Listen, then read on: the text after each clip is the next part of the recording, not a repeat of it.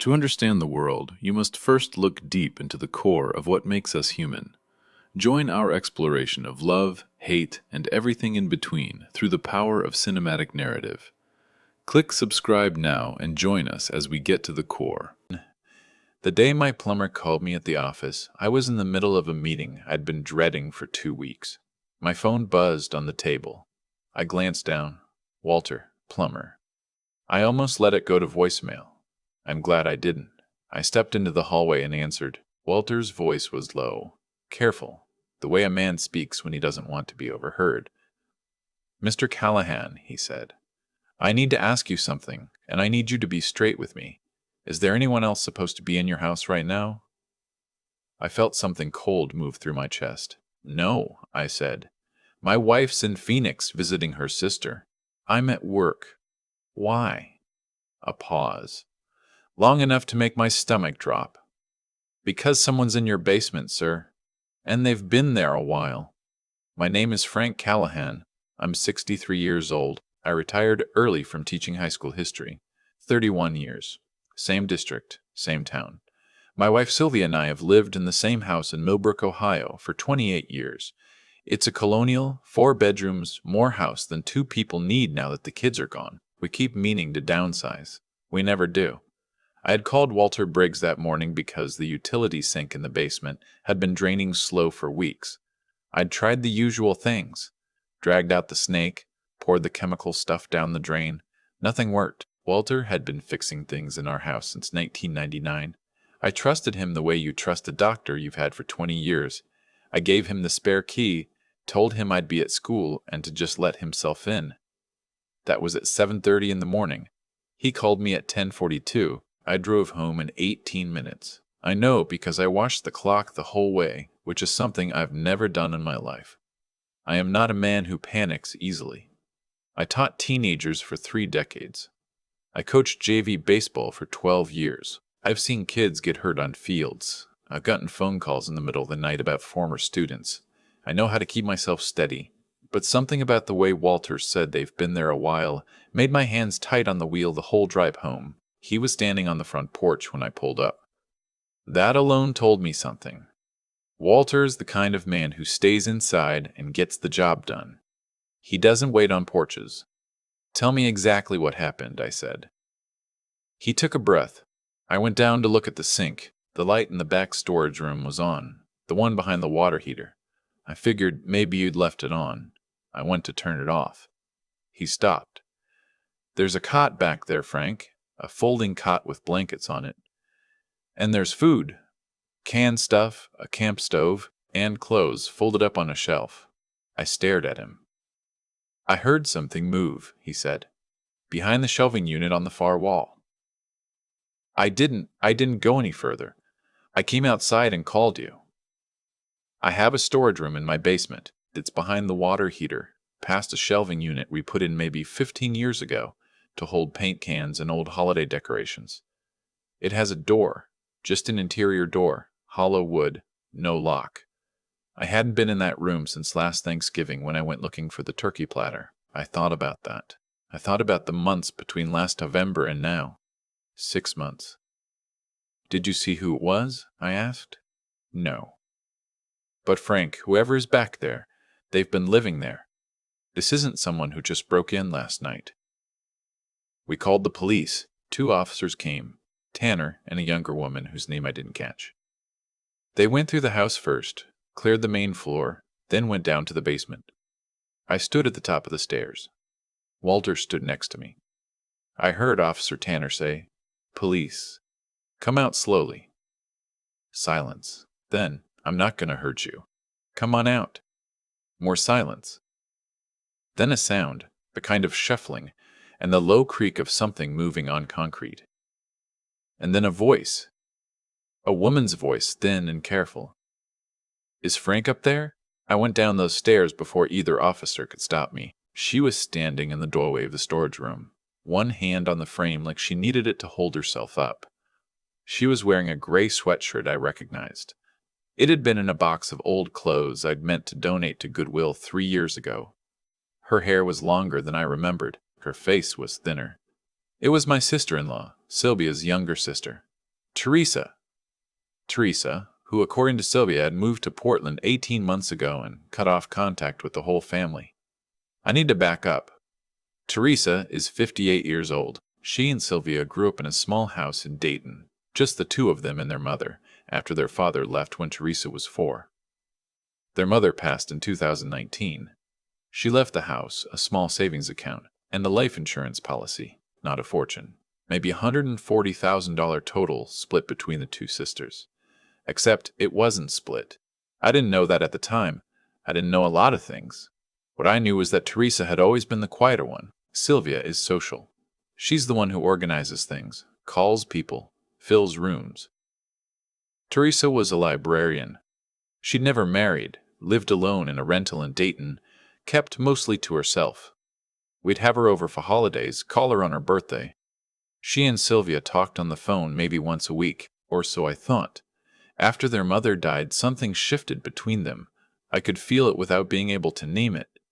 Sylvia seemed stressed in a way she wouldn't explain. There were phone calls she'd take in the bedroom with the door closed. Once I heard her voice go sharp, and she stopped talking when I walked past. I asked her about it, and she said it was nothing, just some stuff with the estate taking longer than expected. I believed her. The estate settled. Sylvia handled most of it. She was the older one. She'd had power of attorney when their mother was sick. I signed some paperwork she put in front of me. I didn't read it as carefully as I should have. I trusted her. Then, in the fall of 2022, Sylvia told me Teresa had called and said she was leaving Ohio, moving to Portland. Fresh start, didn't want contact for a while. I thought it was sad, but not shocking. Teresa had always been private.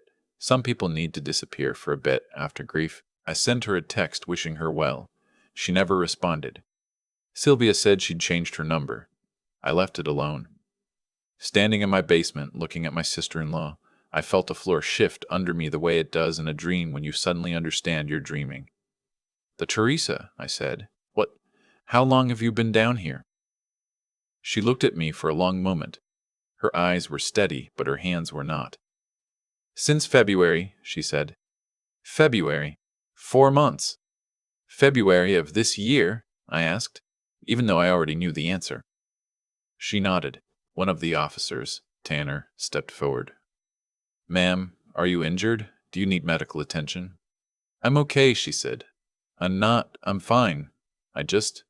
She looked at me again. "I didn't know where else to go, Frank. I'm sorry. I know I should have. I didn't know where else to go, Frank. I'm sorry. I know I should have. I didn't know." They took her upstairs. She sat at my kitchen table and drank 2 glasses of water without stopping, and I made her a grilled cheese, because it was the only thing I could think of to do with my hands. The officers were kind. They asked her questions while I stood at the counter and tried to understand what I was hearing. Here's what Teresa told them, and told me in the weeks that followed. After their mother died, the estate went through probate. Sylvia, as the one with power of attorney, had managed the accounts in the final months of their mother's illness. During that time, she had moved money, not all at once, slowly, in pieces, in ways that looked like bill payments and household expenses. By the time the estate formally closed, Teresa's share had been reduced by nearly $60,000. The paperwork Sylvia put together made it look legal. Teresa, who was not a financial person and who trusted her sister completely, signed where she was told to sign. She didn't realize what had happened until months later when she sat down with a friend who was an accountant and went through the documents. By then the money was gone and the estate was closed. She confronted Sylvia in September of 2022. That was when Sylvia told her to let it go. That their mother would have wanted them to stay together as a family. That Teresa was imagining things. That if Teresa made trouble, Sylvia would tell everyone that Teresa had been the one stealing, that she had the paperwork to prove it. Teresa didn't have money for an attorney. She didn't have close friends she felt she could burden with something this big. She was alone in a way that I hadn't understood, hadn't thought to look at clearly enough, because it's easy not to look when looking is uncomfortable. She lost her rental when her landlord sold the building in early 2023. She had a little money left. Not much. She stayed with a woman from her library job for a few weeks. Then that arrangement ended. She spent 2 nights in her car before she drove to Millbrook and sat outside our house for an hour trying to decide what to do. She knew Sylvia would be in Phoenix. Sylvia goes every spring to visit her college roommate, same 2 weeks every year. Teresa knew the schedule. She'd always known the schedule. She had a key. I hadn't thought about that. Years ago, when we first moved in, we'd given Teresa a key for emergencies. We never asked for it back. She let herself in at 6 in the morning. She wasn't planning to stay. She told herself she just needed a few days to figure out her next move. She set up in the storage room because she thought she could leave before anyone noticed. She used the bathroom between 2 and 4 in the morning, when she was sure I was asleep. She ate food she'd brought herself: canned beans, peanut butter, crackers. She heard me in the basement sometimes, heard me walk right past the storage room door. She held her breath every time. "Why didn't you just tell me?" I asked her later when the officers had gone, and we were sitting at the table with the television off and the house very quiet. "Teresa, I would have helped you." She looked at her hands. "I didn't know what Sylvia told you. I didn't know what Sylvia told you. I didn't know if you knew. I didn't know if you'd believe me over her." She paused, and I was ashamed. I'm 58 years old, and I was hiding in my brother-in-law's basement. I was ashamed. I didn't know what to say to that, so I didn't say anything for a while. Then I said, "She told me you moved to Portland." Teresa looked up. "She said you needed space, that you'd changed your number. I texted you." "That phone broke," she said. "I couldn't afford to replace it right away, and then when I could, I got a different number, and I didn't think." "Frank, did you think I'd just disappeared?" "I thought you needed time," I said. I should have pushed harder. I should have asked more questions. That's the part I carry. I want to be honest about that. I was not a victim in this story. I was someone who chose not to look closely because it was easier not to. I signed paperwork I didn't read. I accepted explanations I didn't question. I let a year and a half pass without once trying to reach my wife's sister through any means other than a text to a number she no longer had. I'm not proud of that. Sylvia came home 4 days early when I called her and told her what had happened. I didn't tell her everything on the phone, just that Teresa was here and that we needed to talk. She walked in the front door with her rolling suitcase and her carry-on, and her expression was wrong from the first second.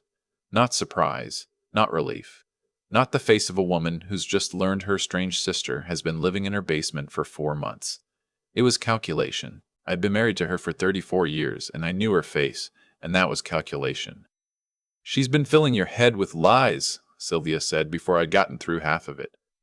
"Sylvia, she's always been jealous. Since we were children, she couldn't stand that Mom relied on me more, trusted me more. She's trying to take what isn't hers, and she's using you to do it." I looked at her. I looked at this woman I had built my entire adult life with, whose hand I'd held in 2 delivery rooms, who I'd sat next to at her mother's funeral and cried with, and I tried to find something in her face that matched what I thought I knew. "I want to see the estate documents," I said. "All of them. Frank, all of them, Sylvia, tonight." She left the room. I heard her upstairs for a while. When she came back down, she had a folder, and she laid it on the table, and she sat across from me with her arms crossed and her jaw set, and we went through it together. It took me 3 hours, a phone call to my brother-in-law who's a retired CPA, and another call to an attorney whose name Teresa's accountant friend had given her to understand what I was looking at. But by midnight, I understood. The money was gone, and the paper trail, if you looked at it carefully, which I hadn't, because I had trusted my wife and signed where she pointed, showed exactly how it had left. I didn't sleep that night. I sat in the living room in the dark and thought about 34 years and what a person owes another person and what it means when you find out that someone you loved did something like this, not in a moment of crisis or desperation, but slowly and deliberately, over months. Sylvia took a room at a hotel the next morning. That was her choice. I didn't ask her to leave, but I also didn't ask her to stay. I won't pretend the months that followed were anything other than what they were. Hard.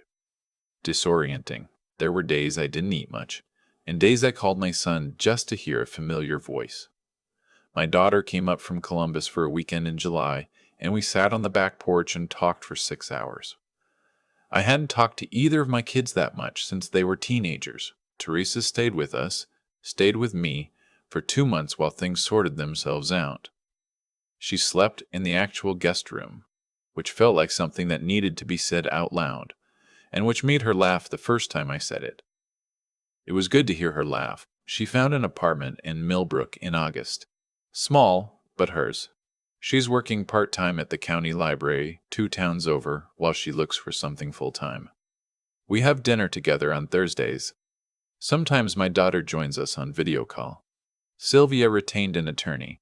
So did Teresa. The civil case is ongoing. I'm not going to say more than that because I've been advised not to, but I'll say that the documents exist, and they are what they are. I filed for divorce in September. That's not something I talk about casually even now. 34 years is 34 years, but there are things you can't unknow. Here's what I want to say to anyone who's still listening. I'm not telling the story because I want sympathy. I have a house. I have my health. I have children who call me. I have a sister-in-law who is slowly, carefully rebuilding her life. I'm one of the lucky ones, even inside the unlucky thing. I'm telling it because of the part where I didn't look. We are very good, all of us, at not looking when looking is uncomfortable, at accepting the easy explanation, at trusting the paperwork in front of us, at telling ourselves that someone else probably knows more, probably has it handled, probably has reasons we're not aware of. Walter Briggs noticed something was wrong in 40 minutes. 40 minutes in my basement, and he knew something wasn't right. Because he paid attention. I had 34 years. Pay attention to the people in your life. Not just the ones making noise. The quiet ones, too. Ask the question you've been putting off asking. Look at the document before you sign it. Send the text, and then call, and then show up if you have to. Because sometimes people don't answer texts, and it isn't because they need space. Sometimes they just need someone to come find them. I got lucky. Walter called me. If Walter hadn't called me,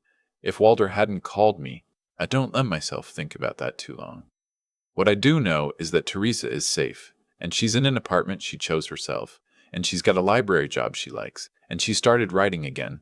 She used to write poetry when she was younger, she told me. Before life got in the way, she's been writing again. She showed me one of the poems on a Thursday in October, when the leaves were coming down in the backyard.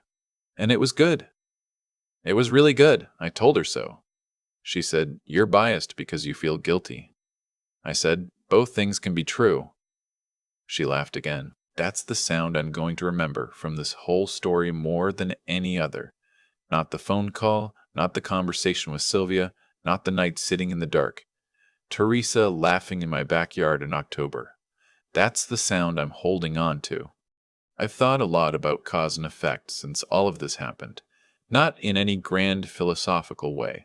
Just the quiet, practical kind of thinking you do at 63 when you're sitting in a house that feels different than it used to, going over how you got here. Here's what I keep coming back to. Nothing about this story was sudden. Every single thing that happened. Sylvia moving that money, Teresa losing her footing, me not noticing any of it, had been building for years. Slowly. Quietly. The way rust works on something you're not watching. Sylvia made a choice when her mother was still alive and everything was uncertain and the money was sitting right there in her reach. I don't know exactly what she told herself in that moment. Maybe she thought Teresa wouldn't notice. Maybe she thought she deserved more. Maybe she just thought she could get away with it and deal with the rest later. But whatever the reasoning, she let herself cross a line, and crossing a line once always makes the second time easier. The cover-up, the threats, the story about Portland, none of that came out of nowhere. It came directly from that first decision, branching outward the way cracks do in old concrete, until the whole surface is compromised. And Teresa, she paid the price for trusting too completely. That's not her fault. I want to be clear about that, but I think about the accountant friend, the one who finally sat down and looked at the documents with her. Teresa had the information available to her for months before she showed it to anyone. She was afraid of what she'd find. I understand that. I've done the same thing in smaller ways. Avoided a difficult conversation, put off looking at something I suspected was wrong because knowing would mean having to act. But that avoidance cost her. It almost cost her everything. And me. I chose comfort over attention for a long, long time. I signed things. I nodded. I took the easy explanation and put it in a drawer and moved on. I wasn't malicious. I was just incurious about things that were inconvenient to be curious about. That's its own kind of failure, and I own it. What I've come to believe, and I'm not a wise man, I'm just a retired teacher who's had a hard year, is that integrity isn't one big decision. It's 1,000 small ones. It's reading the document before you sign it.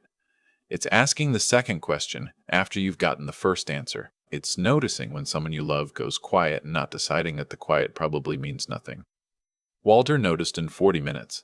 He paid attention and he made the call, and because of that, Teresa's in her own apartment writing poetry and putting herself back together. That's what attention does.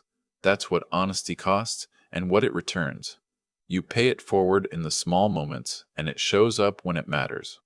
I'm not the hero of this story, but I'm trying to be better at the small decisions. That's all any of us can really do.